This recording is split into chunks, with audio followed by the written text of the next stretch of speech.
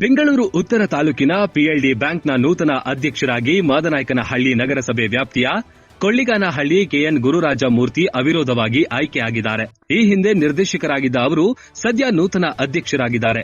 ಈ ಹಿಂದಿನ ಅಧ್ಯಕ್ಷರಾಗಿದ್ದ ಎಲ್ ವೆಂಕಟೇಶ್ ಅವರಿಂದ ತೆರವಾದ ಸ್ಥಾನಕ್ಕೆ ಕೆಎನ್ ಗುರುರಾಜ ಮೂರ್ತಿ ಅಧ್ಯಕ್ಷರಾಗಿದ್ದು ನೂತನವಾಗಿ ಅಧಿಕಾರ ವಹಿಸಿಕೊಂಡಿದ್ದಾರೆ. ಬೆಂಗಳೂರಿನ ಗುಟ್ಟಹಳ್ಳಿಯಲ್ಲಿರುವ ಬ್ಯಾಂಕ್ ಮುಖ್ಯ ಕಚೇರಿಯಲ್ಲಿ ನಡೆದ ಚುನಾವಣೆಯಲ್ಲಿ ಅವಿರೋಧ ಆಯ್ಕೆಯಾಗಿದ್ದು, ಈ ಸಂದರ್ಭದಲ್ಲಿ ಮಾಜಿ ಅಧ್ಯಕ್ಷರುಗಳಾದ ಶ್ರೀನಿವಾಸಯ್ಯ, ಶ್ರೀಧರ್, ಬಿಕೆ ನಾರಾಯಣಸ್ವಾಮಿ, ಎಲ್ ವೆಂಕಟೇಶ್, ಉಪಾಧ್ಯಕ್ಷರಾದ ರವಿ, ನಿರ್ದೇಶಕರುಗಳಾದ ಮುನೇಗೌಡ, ರಜತ್, ಅಜಯ್ ಮತ್ತು ಅಖಿಲೇಶ್ ಸೇರಿದಂತೆ ಮುಂತಾದವರು ಉಪಸ್ಥಿತರಿದ್ದರು.